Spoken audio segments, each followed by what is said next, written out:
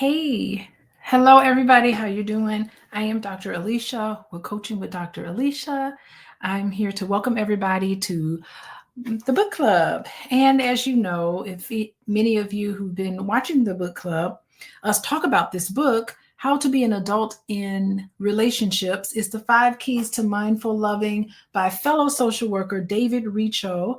I'm a licensed clinical social worker, and I'm also a couples therapist, and I also am a full-time college professor.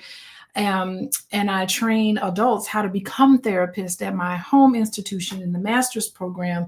And guess what? Today's the last day of my spring break. I go back to work at the university tomorrow. Well, technically tomorrow, the university starts back up again.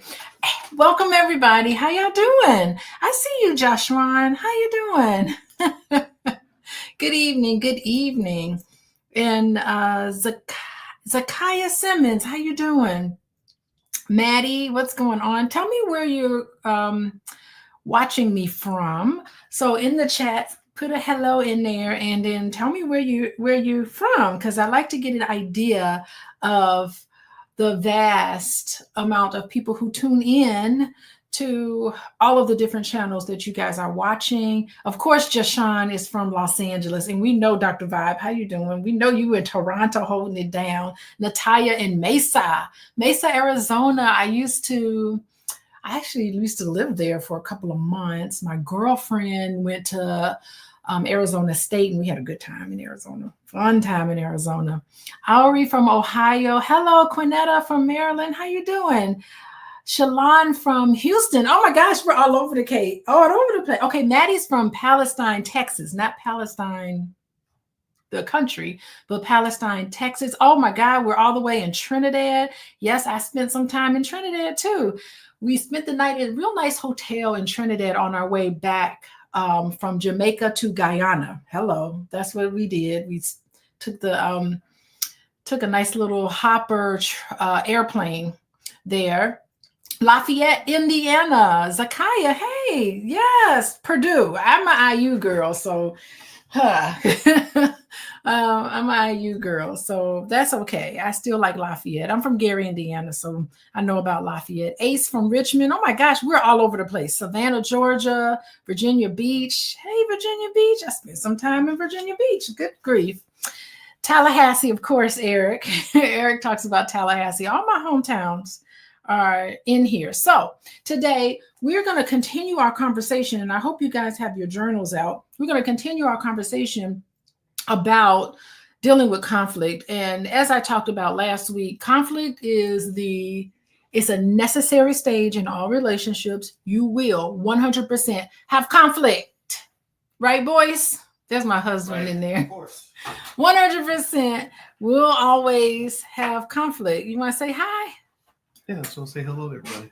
100%. Conflict is a phase in a relationship. It's a phase in a relationship that you have to always learn how to get through. This morning, what happened this morning? I said, boys, I need to talk to you about something. And I sat down and we had to did we come to an agreement? I don't know. It depends on if you say that we did, then we did.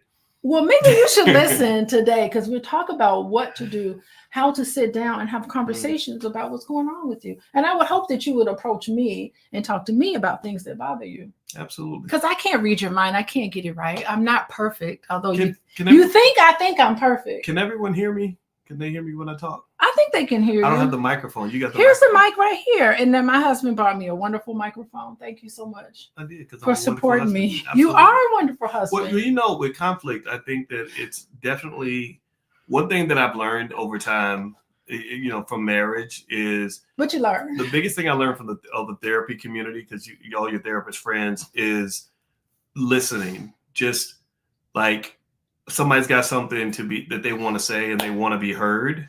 So you got to let them know I hear you.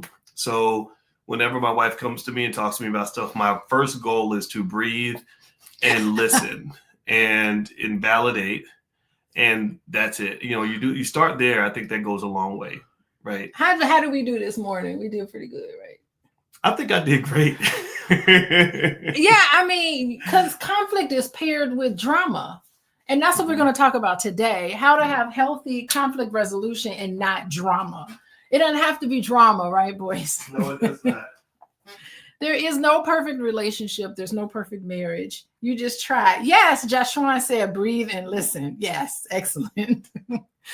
Oh my gosh. Okay, so before we get started, there are things I need to say to you, and that is number one, text the word love, LOVE, to 87948 to get information on when I go live, whenever I go live. We will finish up chapter 5 next week.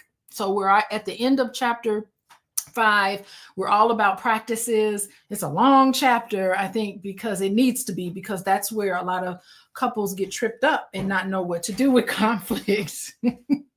But you love each other anyway. And conflict, that's the point of conflict.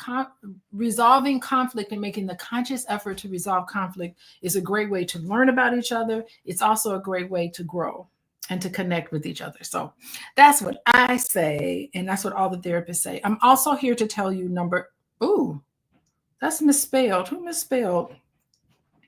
Why is that misspelled? Anyway, there I go. I'm also here to tell you, number 2, that this is my website, Coaching with Dr. Alicia. I see y'all filling out your intakes. Fill out the intake forms. We will get back to you, someone on my team, and we will talk to you about how you can work with me, families, couples, individuals. I take them all. So anyway, welcome. Drama, Travis. I love what Travis is saying. Drama is an illness for many. Yeah, people, they go into drama without going into resolution. And so I'm glad Travis is bringing that up, because that will get us right into what we need to talk about. Get your journals out. I'm on page 162, and you see my notes. I got little notes in the margin because I like to read ahead of time so I can get my thoughts together. And so all of this. So I like to do that. Let me fix something real quick. Okay, let us begin. So it starts on page 162, and audit. Do you guys do an audit? It's almost like you audit a business. And so I think what the author is saying, we need to audit our relationship, a relationship audit. Okay, so let's hear what he says. One reason our democracy works is because of its built-in checks and balances. So when was this written? This was written before our current presidency. Not certain that we live in a democracy, because I don't see checks and balances going on with our current presidency. Tune in, because I'm going to be digging into that topic in a later video. Some of the mental health and cognitive concerns that myself and other licensed therapists who know about this have spoken about, the mental health issues of the individuals in charge. These are facts. Okay, but not to get political, we'll move away from politics, but he's saying, hypothetically, democracy means there's a system of checks and balances, hypothetically, right?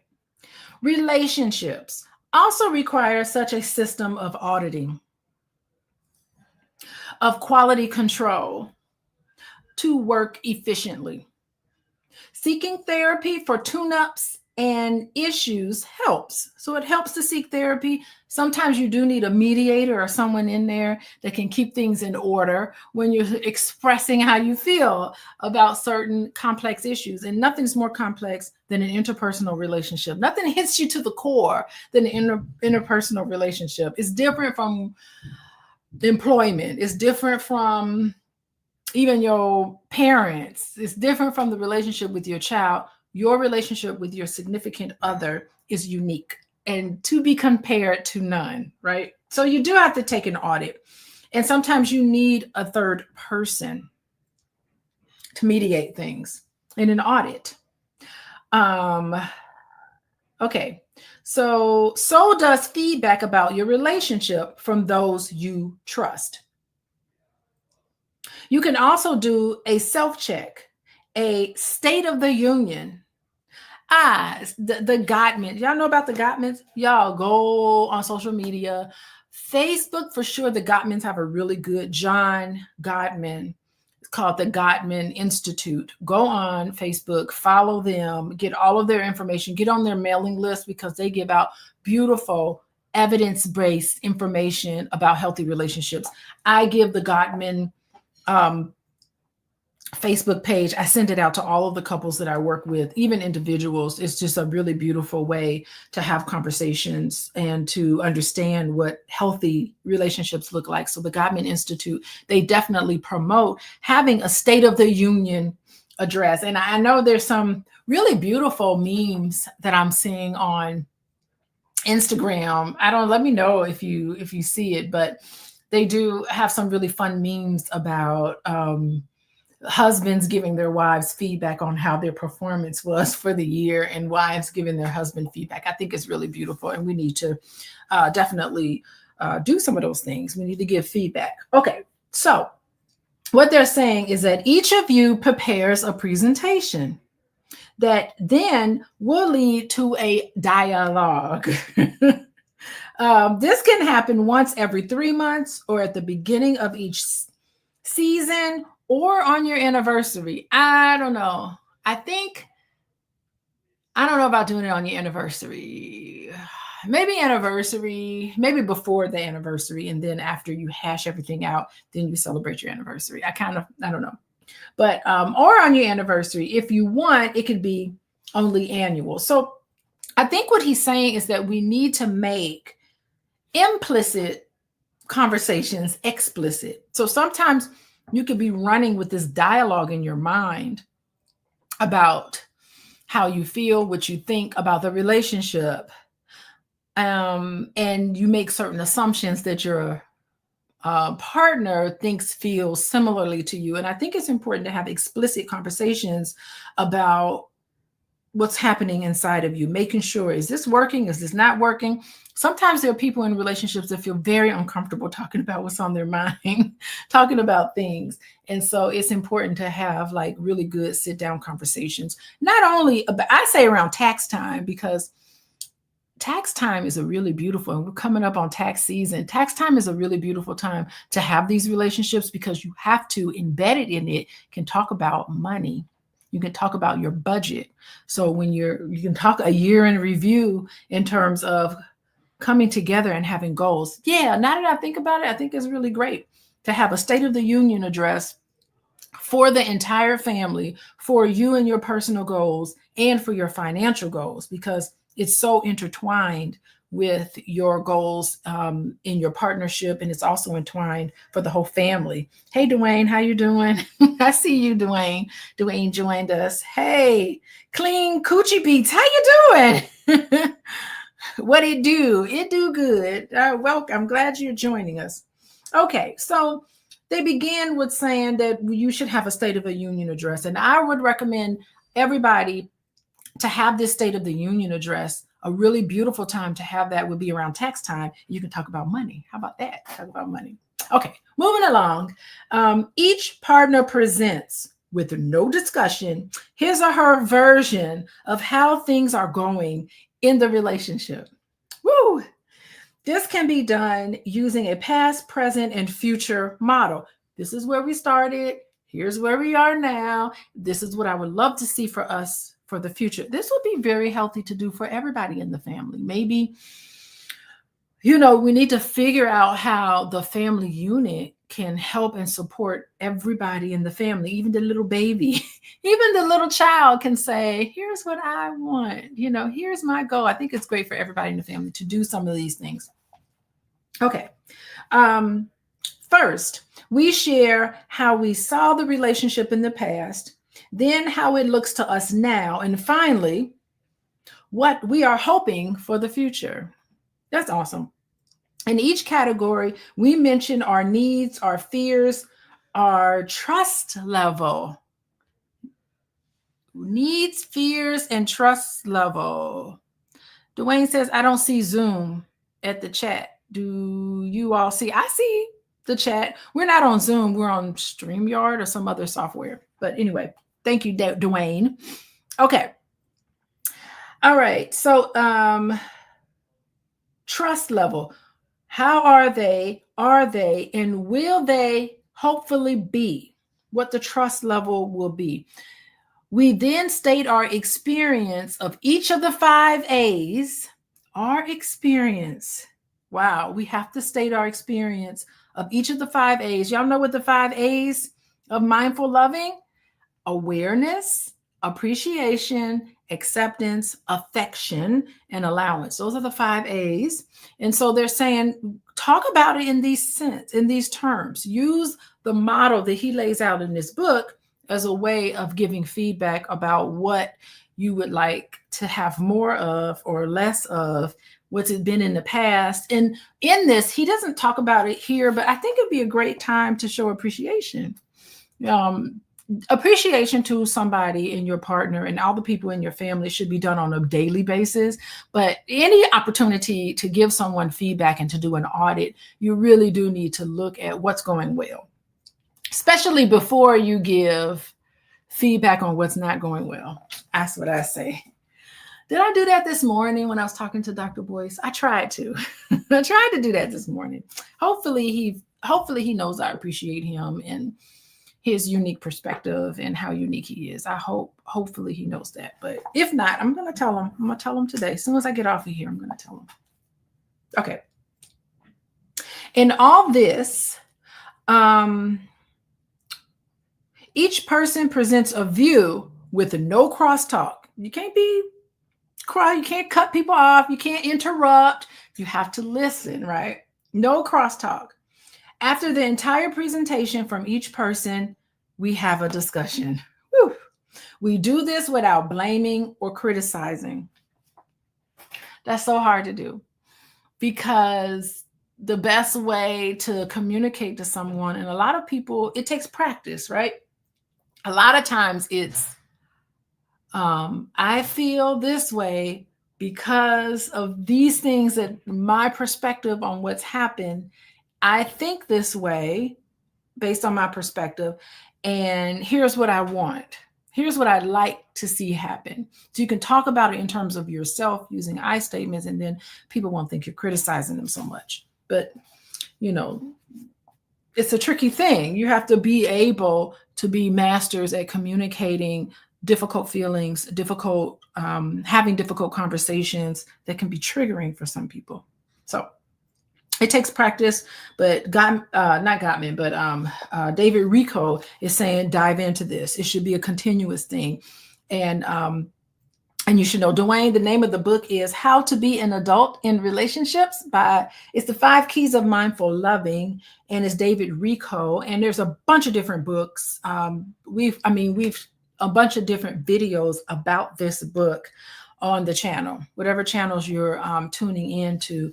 If you scroll in there, you'll see I've had dozens of conversations about this particular book. And I also interviewed the author, David Richo. He came on and had a conversation with me about the 5 Keys to Mindful Loving, which is really beautiful. Okay, so here's what he's saying. He's saying that each person needs to talk.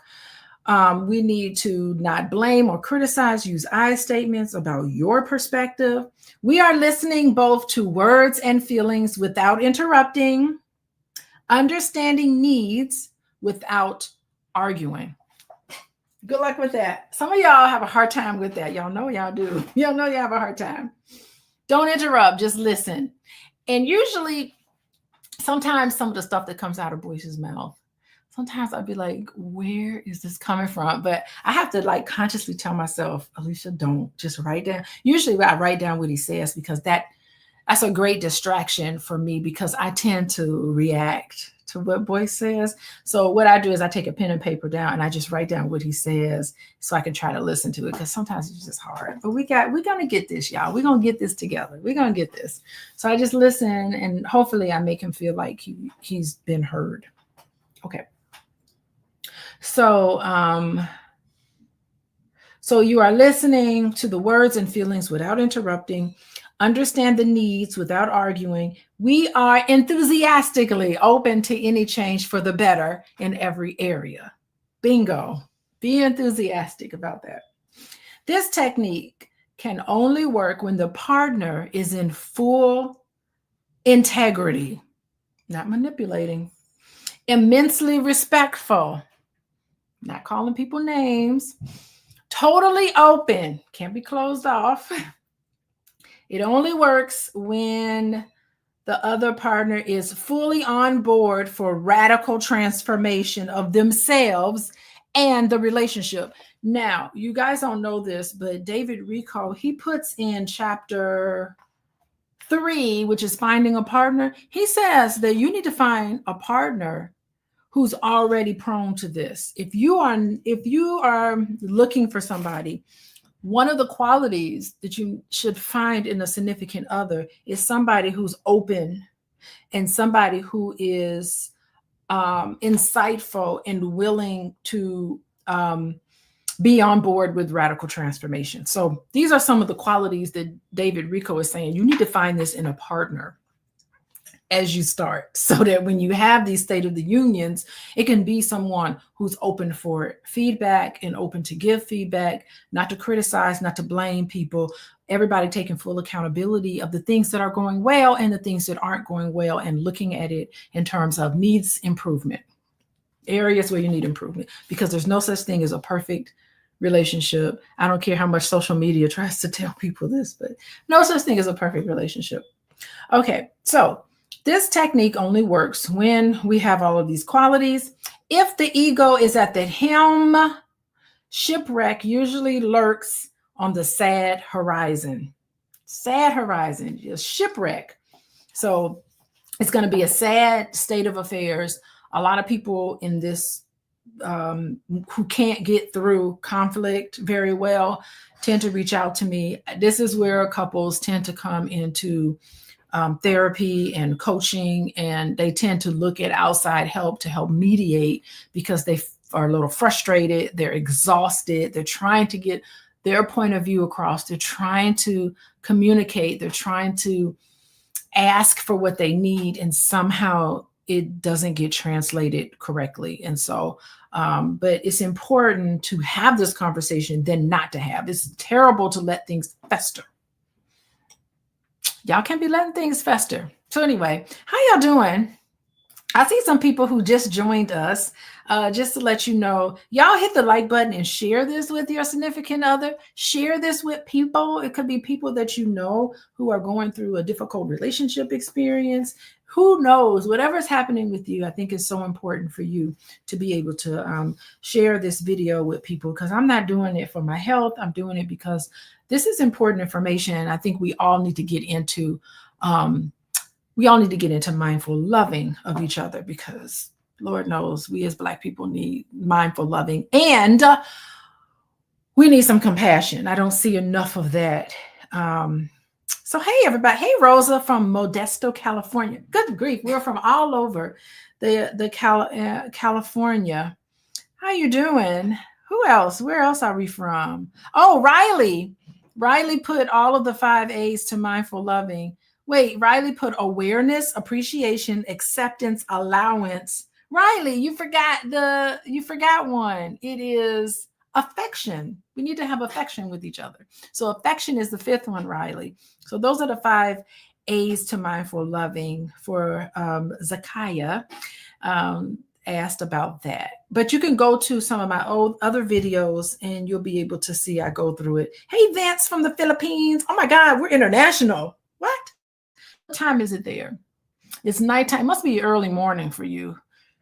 Yeah, gotta be early morning. Dwayne from Las Vegas. Yeah, it's like almost 9 o'clock here. So I bet in Vegas it's like 7, probably 7 o'clock. So anyway, welcome everybody. I really am very appreciative that you guys are joining me. I don't know.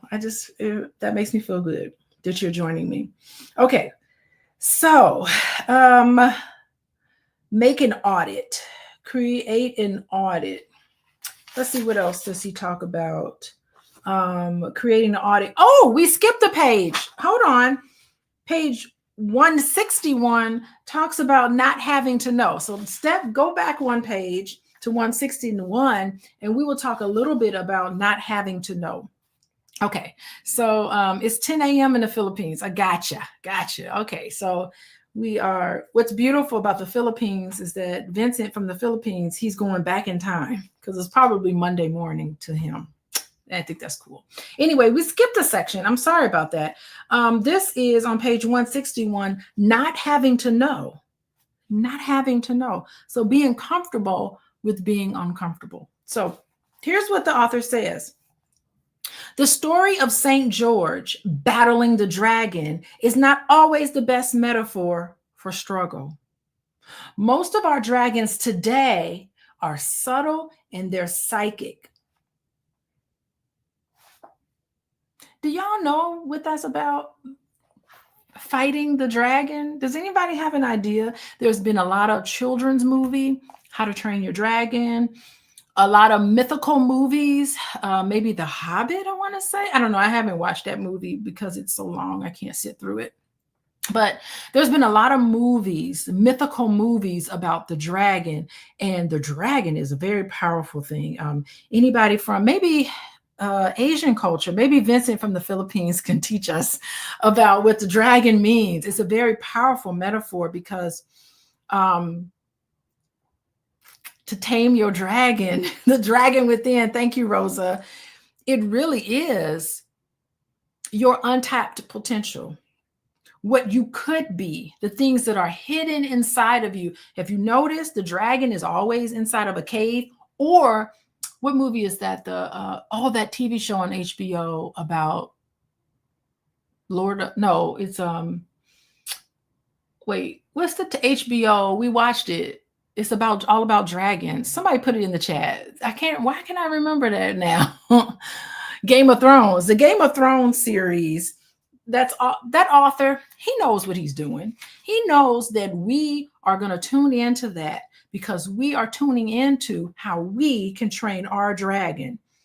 Our dragon is all about our fears and our untapped potential. And if you think about it, isn't fear what holds us back from healthy relationships?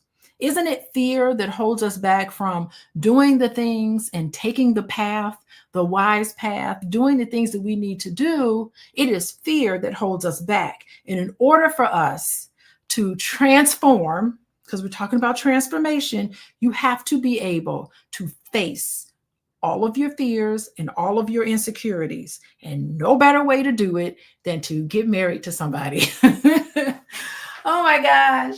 No better way to do it than to embark into a relationship, because guess what? You get married to somebody and you're taking a leap of faith. There is no guarantee that relationship will last. There's no guarantee. I would be so heartbroken, God forbid anything happened between Boyce and I, and we're not together. I'm just letting y'all know I'm going to be the saddest person in the world if anything happened to him. If I ever lost him in any capacity, I would be super sad. And but you do it anyway. You take this on. So sometimes confronting your fear, which has a lot to do with why we have conflict in relationships. What are you really afraid of? It's a test of courage.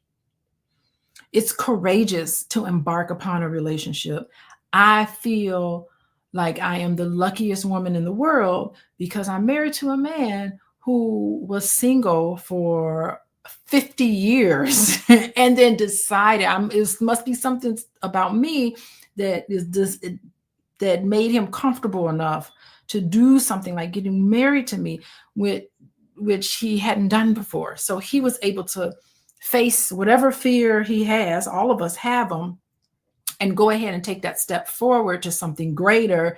And then fast forward, I'm sitting down with him this morning talking about, I want to talk to you about some things that are on my mind that bother me. and he sat through it all. If that's not love, I don't know what could be love. To me, the best demonstration of love from a man is for him to sit and listen to you talk about things that are going on in your head that bother you.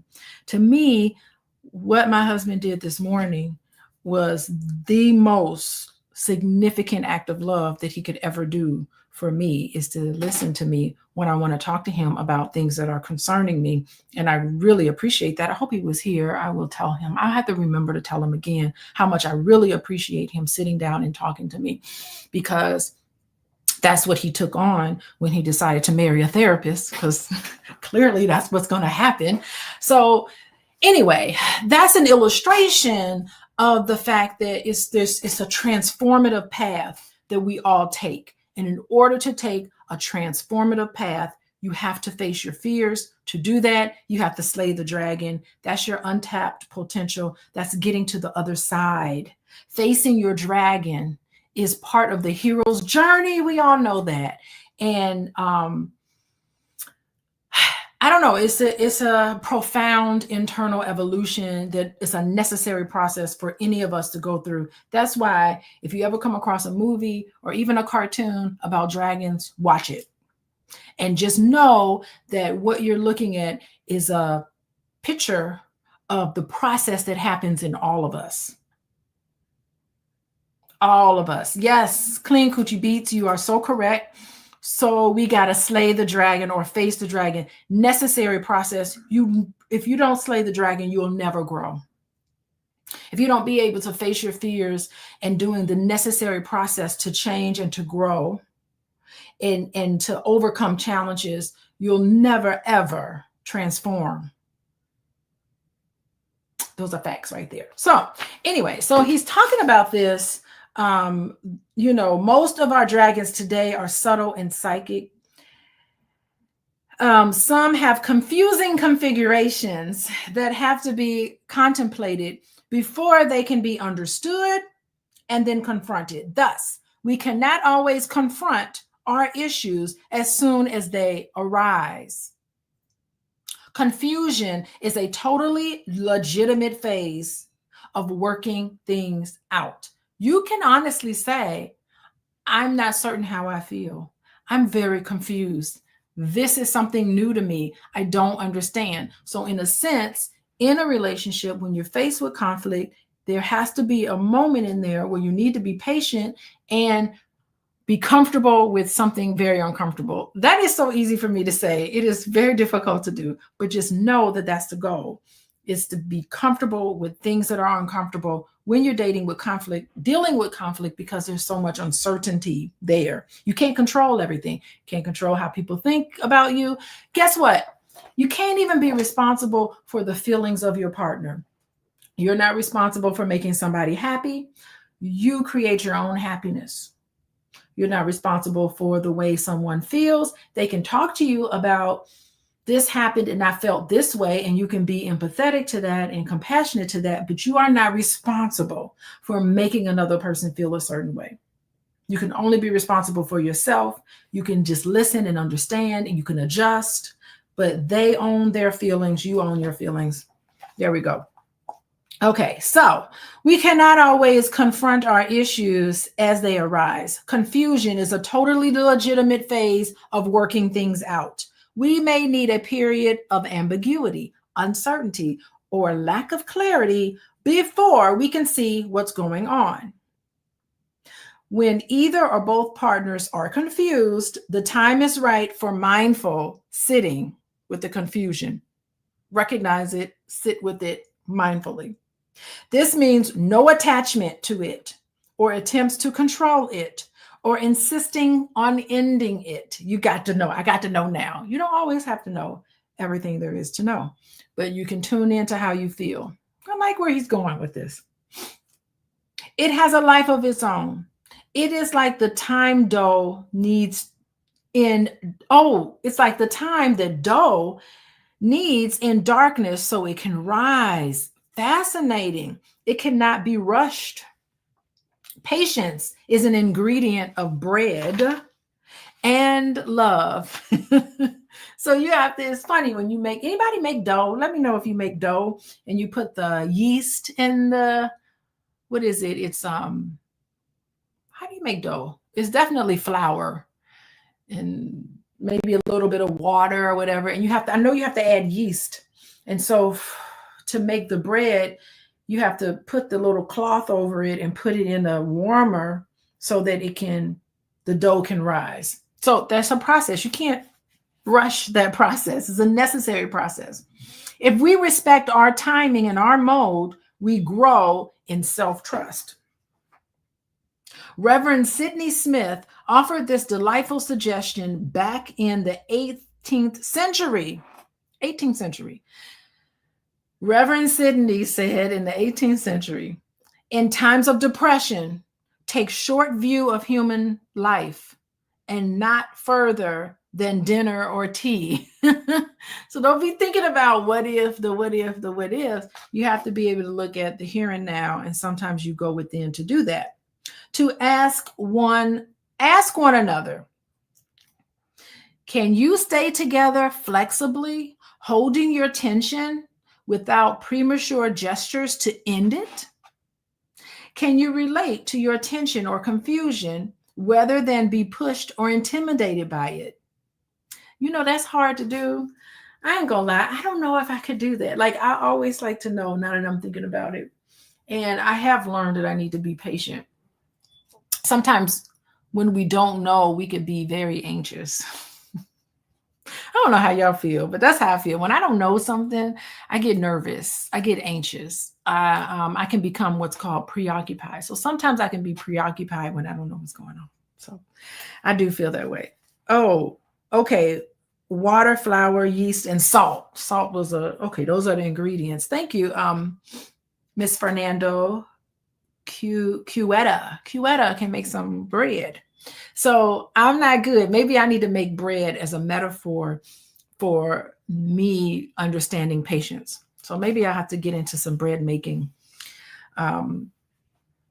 activities in my life so that I can understand that it's a necessary process for things to become bread, for things to grow and develop. It takes patience and darkness with the dragon. The dragon's in the dark. Oh, this is all coming together for me. Make an oral commitment to address and process only when both of you are equally ready. Listen, don't talk to somebody about issues going on in a relationship if they don't give you permission to talk. There we go.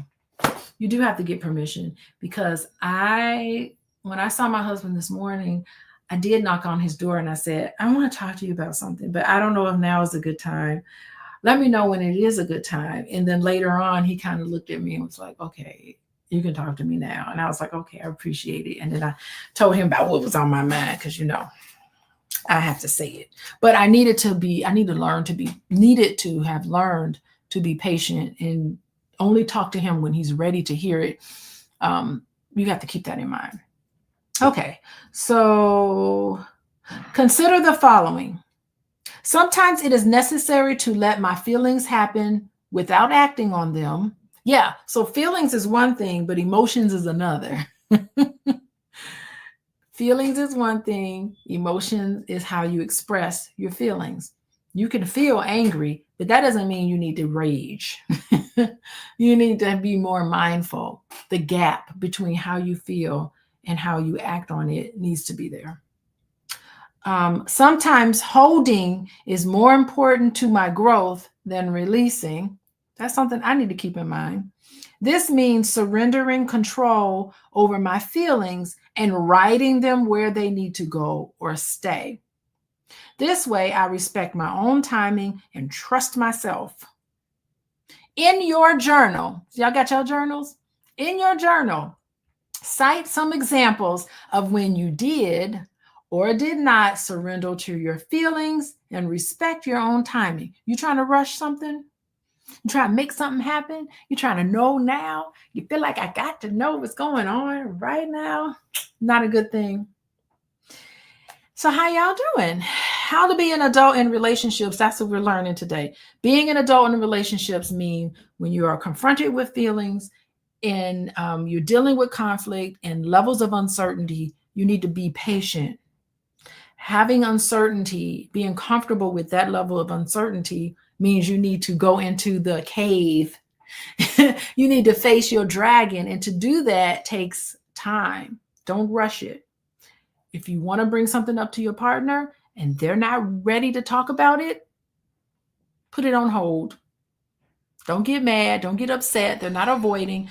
But if your partner wants to talk to you about something and you're not ready to talk about it, you do owe it to them to let them know when you might be ready so they don't become preoccupied. So it's a double-edged sword. You need to allow your partner time to process things in their own time, but and honor yourself. But at the same time, your partner loves you. So many times when I talk to people who aren't quite ready to discuss certain issues, it's really they love their partner and they're just scared. They're scared about what happened. Remember, a lot of us come from families, myself included, where conflict wasn't necessarily dealt with in a way that's always positive. Conflict, and a lot of Black families and other families too, it ain't just us, but conflict is not dealt with mindfully. It's just you feel something, you act on it, and boom, there it is. So what he's reminding us is that we need to slow things down sometimes and have patience. I like this. Respect your own timing. So that's what David Richo is saying on how to be adults in relationship. It's the 5 keys to mindful loving. We know what those are, right? Y'all know what they are? The 5 keys to mindful loving. Get the book and read it. No, it's awareness, appreciation, acceptance, affection, and allowing. You have to be able to give that and receive that for healthy communication. And this book is all about how to do it and to be more mindful in how we interact with each other, how we discuss each other, and definitely to be more appreciative. Yes, boys, of each other. So if anybody is interested in working with me, you can contact me at my website here, Coaching with Dr. Alicia. And then you can also click on text the word love, LOVE, to 87948. And then you'll get information from me about healthy relationships. And you'll also get information about when I go live, whenever that's going to be. And I know I'm going to finish up chapter 5 next week because we're at the end of chapter 5. I tell you, chapter 5 is the best chapter of the whole book, how to deal with the inevitable conflict, which is so tough for us to do. So, so that's what we're doing today. And we are picking up on page 163. 163. There's my website. Let's put that. Oh, but it's misspelled. I wonder who went in and misspelled it. Anyway, there's my website. Oh, also find me. Y'all can find me on Instagram, Coaching with Dr. Alicia. Follow me on Instagram and TikTok. I got a TikTok page, but I'm more active on Instagram. And you can find me. It's both TikTok and Instagram. I'll leave that up for everybody. In case you guys are forgetting how to follow me on Instagram. Okay, we're going to move on. Page 163. Here we go. This is all about how to distinguish. How y'all going to distinguish conflict from drama? Oh my God. So this is a big one. Distinguishing conflict, healthy conflict from drama. Okay. Now I want y'all to be honest. Everybody in here, I want y'all to be honest about which of these things y'all know y'all done. Because sometimes I have to admit, I'm going to admit, sometimes I can get into drama instead of healthy conflict. So what do I mean by that? Okay. So let's talk about this. Okay. Okay. Healthy conflict versus drama. Okay. Conflict can be worked out with the tools we have been learning. Conflict. I know drama queen. I know. I'm already saying I could be a drama queen. Conflict can be worked out with the tools we have been learning. Addressing, processing, and resolving. Conflict can be worked out with the tools we have been learning, and that is addressing the issue, processing the issue, and then resolving the issue. We can't go straight to resolving unless we've addressed it, acknowledged it, processed it, talked about thoughts and feelings and all of that, and then you talk about resolving. Can't skip to resolve. Men, Y'all can't be doing that. Men like to skip too. What can I do? What can I do? No. Can't jump the gun. That's the foreplay, right? Drama does not respond to these tools. Drama does not respond to addressing, processing, and resolving. Rather, it requires a spiritual program and a great deal of personal work. Use the following chart to see where you stand with whatever issues is facing you now. List the styles on the left that most appeal to you. Write them out in a form of affirmation and then post them where they can be seen by you. So y'all need to, you guys have got to take a piece of paper out, get your journals out, and I want you to write down what stressful drama y'all participate in, and then I'm going to give you the anecdote. Okay? And just do yourself. Don't do your partner, because nobody wants to hear from somebody else about things that they're doing wrong. Just fix yourself. That's another thing you can't control. Fix yourself. And guess what? A lot of times if you help yourself, you can change the entire dynamic of the relationship just by fixing yourself. Okay. So with that, we're going to go on. So y'all listen, get your paper out. Healthy conflict is a problem is placed on the table and we see it in perspective. So you have a problem, you see it on the table, and you see that the problem is from your perspective. Stressful drama is when the problem becomes bigger than the both of us. We are possessed by it and lose our perspective. How many of y'all do that? You lose your perspective. Write an affirmation about how you need to put the problem on the table and gain your perspective. Here's another one. In healthy conflict, we explore the situation. In stressful drama, we sidestep the issue and we want to cover it up. How many people don't want to talk about it? How many people want to push it, sweep it under the rug instead of talking about it? Hello. Instead, write an affirmation where you need to address the issue directly. I have to address this issue directly. And to do that, you got to slay your dragon because you're scared. But it's a necessary process for your transformation. It's not about your partner. It's about your transformation. Got it? Y'all got to get this. In healthy conflict, we express our feelings candidly.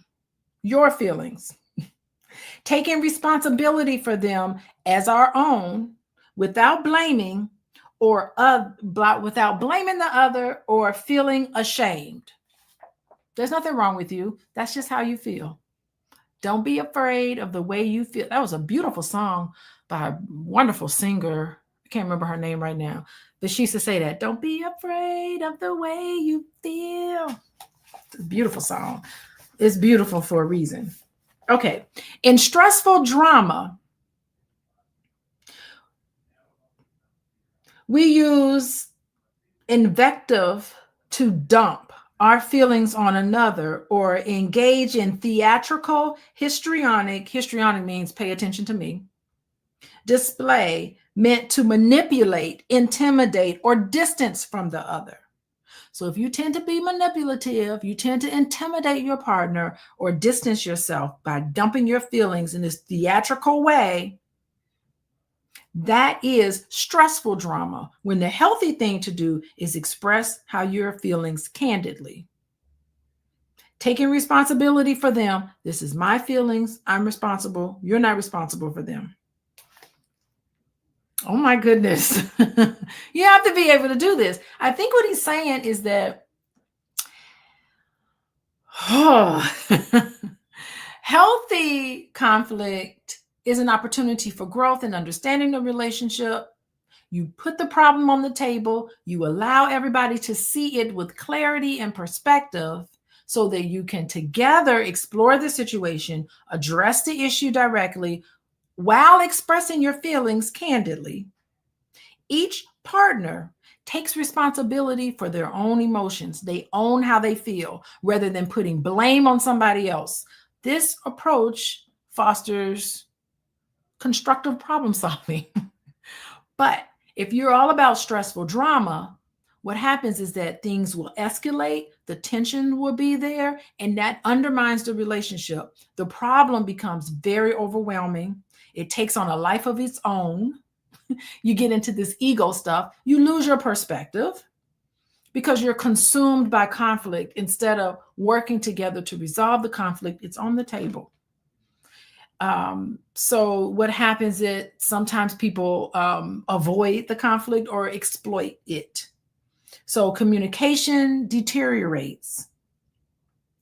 Feelings are dumped on each other, delivered in this theatrical way. And sometimes people become very theatrical when they want to manipulate somebody. They don't want you to talk about it with them. They want to go ballistic and crazy because they're trying to intimidate you so that we never have to deal with this. It's a cycle that perpetuates disconnection.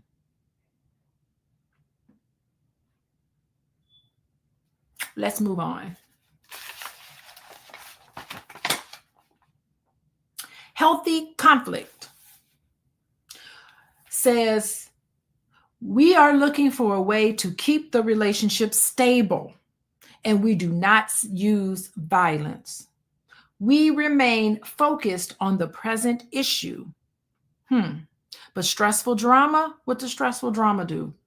Explodes. Violence, retaliation, or withdrawal, like sullen. We use the present issue to bring up old resentments that contaminates the present process. You never get to talk about what's really going on because you're bringing up stuff from 5 years ago. Later for that. If something from 5 years ago is really bothering you, don't muddle what's going on by bringing it up right now because you're deflecting. You're avoiding by bringing up old stuff. That's what's happening. In healthy conflict, you are committed to a bilateral style in processing issues and making decisions together. And I know I got to do a video. I haven't quite done it yet. I'm pulling all my thoughts together, but I'm going to do a video on this belief that wives have to submit to their husbands.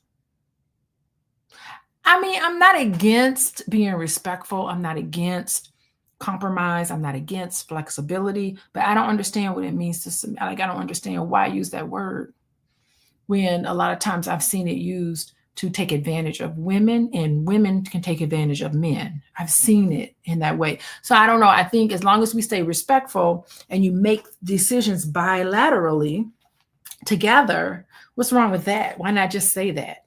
But that's me. Anyway, but I'll do a video on that. The issue is resolved with an agreement to change something for the better. Both of us are looking for a way to make our relationship better. Everybody's looking. How can we make things better? Stressful drama, on the other hand, says one of us makes a unilateral secret decision. So they're making a decision. They're not articulating that decision. They're just making it on their own that affect another person, and you're not articulating what it is. You're not saying it. In your mind, you've come up with a decision. But remember, conversations need to be had explicitly. We use the present issue to bring, he says the issue remains an open wound with lingering resentment and ongoing stress. Why aren't you dealing with it?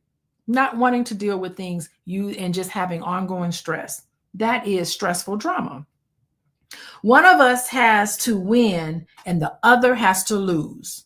That is very toxic. I will tell you, stressful drama happens when you make unilateral decisions, secret decisions by one partner. It creates an imbalance in the relationship and it leaves the issue unresolved. The other person doesn't feel heard or validated, lingering these wounds. And all it does is create resentment, ongoing stress, rather than seeking mutual understanding. That dynamic shifts from competing, where one partner must win, at the expense of the other. And it undermines the foundation of trust and perpetuate division. Yeah. Healthy conflict means striving to maintain stability in the relationship. No need to resort to violence.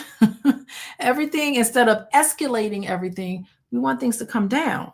We want to have nice, peaceful, mindful conversations with each other in a calm manner that resolves the issue. And because when you do that, you strengthen the trust and bond instead of the opposite, because violence is always retaliation, all of those things. It undermines the relationship. It erodes trust and exacerbates disconnection between two people. Yeah. So that's what healthy conflict does. Moving on. We're on page 164 of How to Be an Adult in Relationships. And I'm talking about the difference between healthy conflict and stressful drama. Okay. So in healthy conflict, we fight fairly. In stressful drama, we use cutthroat tactics. Wow. In healthy conflict, we admit mutual responsibility for the problem. You start the conversation by saying, some of this is my fault. Let's talk about how we can fix it together. But in stressful drama, we are convinced the problem is entirely the other person's fault. That's not healthy. Your fault. That's criticism. In healthy conflict, we are committed to working things out, but we respect each other's timing. Sometimes they're not interested in talking about it in that moment. But in stressful drama, we insist that the problem be fixed in accord with our timing. And we don't tolerate for a timeout. If the other person needs a timeout, we don't respect it. That needs to be respected.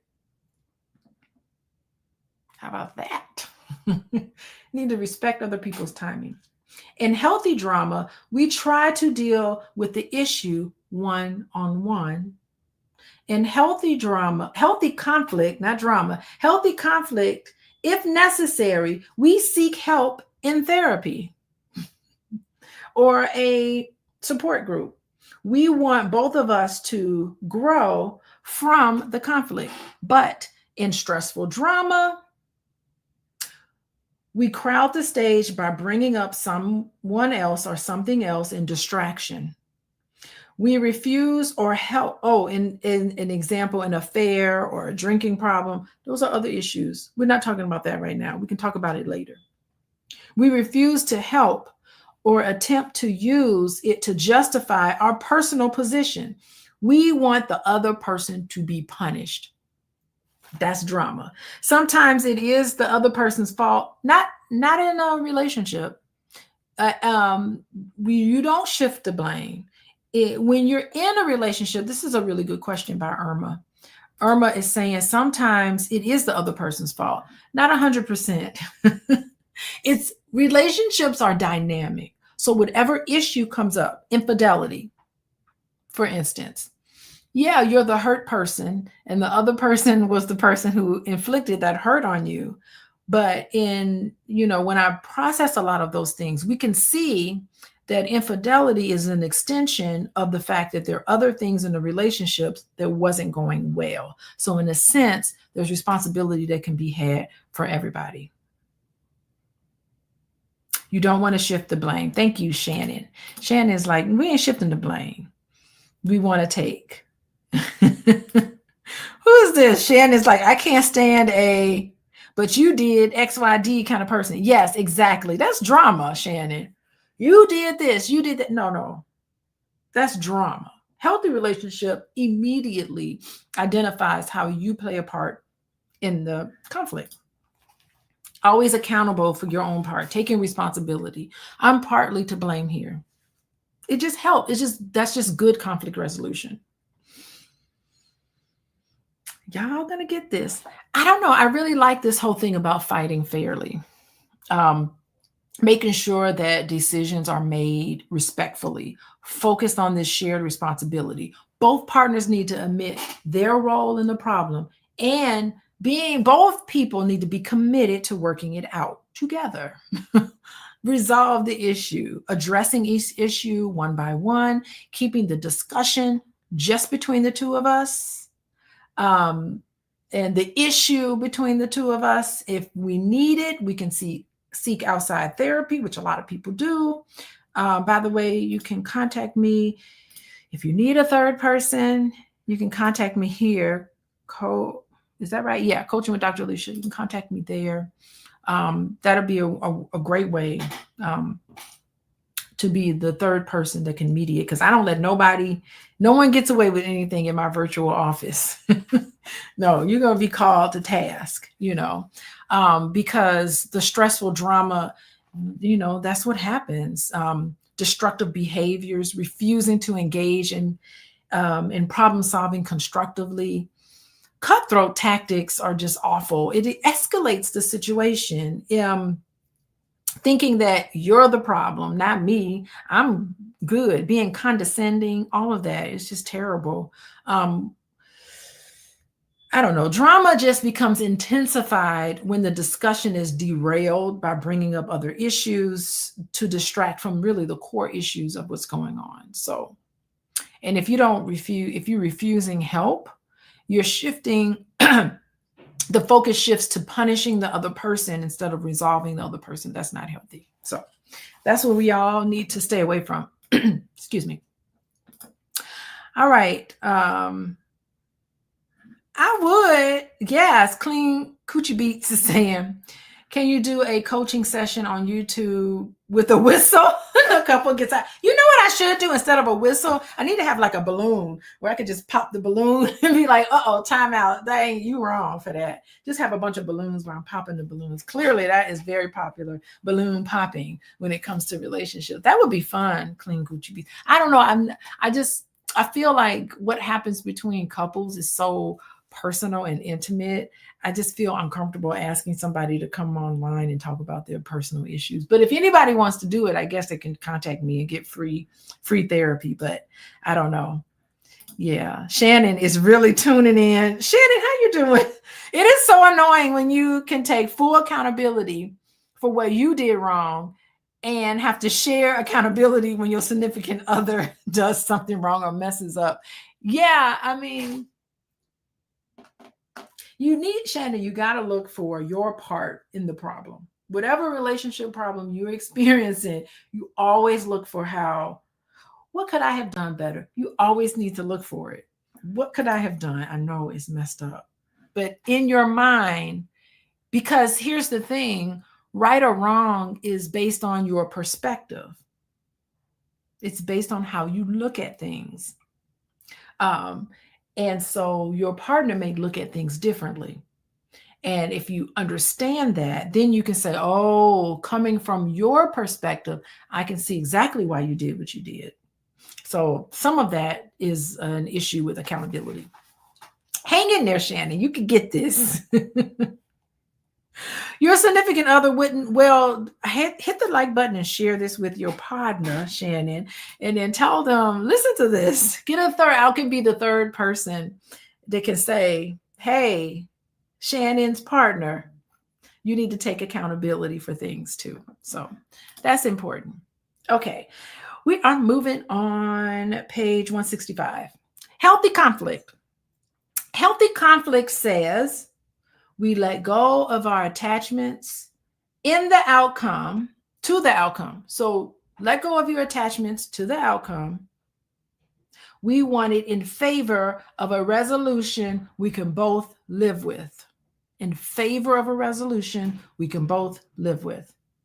We are aware of any complexities. Things don't have to go your way.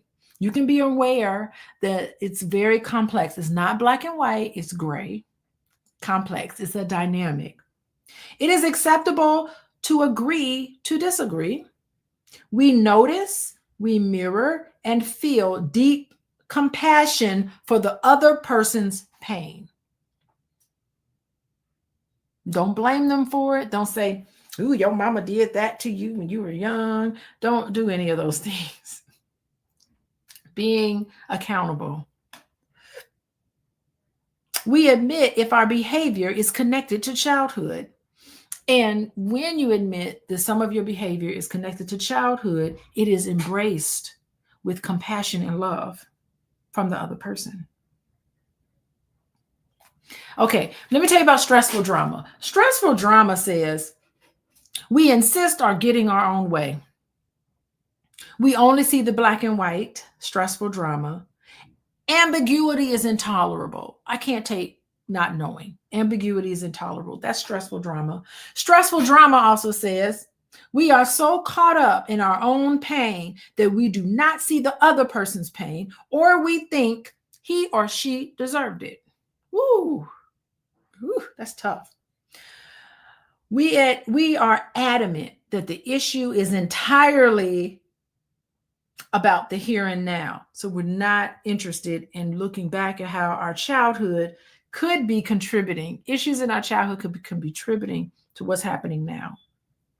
Whoa. So I think what he's saying here is that healthy drama involves releasing attachment to specific outcomes in favor of a resolution that both people can live with. It's not, it's going to be my way. I have the final say. It has to be a resolution both people can agree with. You have to be mindful of the fact that every problem is complex. Sometimes you agree to disagree. And what happens, you need to approach issues with a sense of deep compassion of the other person's experience and the other person's pain. And that allows growth and connection. Encouraging self-reflection, admit when our behaviors and reactions are tied to unresolved issues in childhood. That's how you heal, making aware of that. On the other hand, what stressful drama does is you're rigid. And when you're very rigid, that can prevent a resolution that everybody's comfortable with. Believing that the other person is hurt and they deserve to be hurt. I don't know. That's just not healthy, right? None of that works with the Yeah. So there's some people that aren't. It's interesting. You bring up a good point, Shannon. Shannon's like, none of that works with a narcissistic person. Yeah. So, I mean, I don't want to get into labels because there's so much that goes into categorizing someone as narcissistic, but people who don't take accountability, who aren't looking to grow, what the author said in chapter 3 is that maybe they're not the person you need to pursue a relationship with. When you're looking for a partner, you need to look for somebody who's seemingly open to transform. So that's the thing. Thank you, Shannon. That's a really good statement, though. That's very keen. You're smart. We got some smart people here. Smart people. Okay. Last but not least, we are going to look at healthy drama, healthy conflict. Healthy conflict says we acknowledge how our shadow might be involved, which is fears. In stressful drama, we see the other person's shadow, but we don't see our own shadow. In healthy conflict, our conflict is love-based. In stressful drama, our drama is fear-based. Conflict being love-based means we want to show the 5 A's. When it's fear-based in drama, we have to save face and protect our ego. In healthy conflict, we are centered in mindfulness. But in stressful drama, we are distracted by the mindset of the ego. Didn't he say it? Woo, boy. Healthy conflict means you approach disagreements with love, mindfulness, and mutual respect. And in doing that, you remain centered in mindfulness to create a space for understanding, resolution, and ultimately you can have a deeper connection with another person. But if you're so into stressful drama, you have fears. And instead of acknowledging, you can become fixated on the other person instead of what's going on with you. Ego-driven response. Y'all know what ego-driven means? Ego-driven means you want to dominate the other person. You want to foster disconnection and prevent the possibility of healing and genuine resolution. You want to save face. You never admit that you're wrong just for the purpose of not admitting that you're wrong. That doesn't work in relationships. You have to be willing to let go of the fear, face your dragon, stop being so defensive, and start accepting. Hey, Sherry, how you doing? Oh my gosh, y'all gonna get this. Okay, so it is, oh my gosh, it's almost an hour and a half. We've been talking about this, but we're gonna finish chapter 5 next time we meet. What I want to say to you is that's my website, Coaching with Dr. Alicia. Fill that out. Let me know if you need a mediator for some of this stuff. It's tough. These things weren't modeled for us. For most of this whole world could use a conflict resolution mediator. Our leaders in charge are using nothing mindful in how they communicate with each other. I shall not name Orange Man, but Orange Man in charge is not using any of this. But we're going to get this. We're going to get this, y'all. Let them fight each other, but we're going to be healing. Meanwhile, the revolution won't be televised. We're going to be healing on each other while they fight each other. So, and that's what they know. All they know is fighting. There's certain factions of people. All they know is to fight and to participate in stressful drama. But we don't have to be part of it, y'all. We can get this together. We can have healthy relationships. We can do this. We're going to get this. Coaching with Dr. Alicia. That's my website. Also, text the word love, LOVE, to 87948. And I'll be sending you information about healthy relationships. Also, you'll get information on when I go live. We're going to finish chapter 5 next week. And I will be here. Let me see. I got nothing going on next week. I do have some stuff going on next. I got a busy Sunday next Sunday, but I'm going to create time to sit and talk to you guys, and we'll finish chapter 5. So anyway, thank you guys for joining. I really appreciate y'all in here joining us today, joining me. I really appreciate, and I want to see you guys next week. Okay. Goodbye, everybody.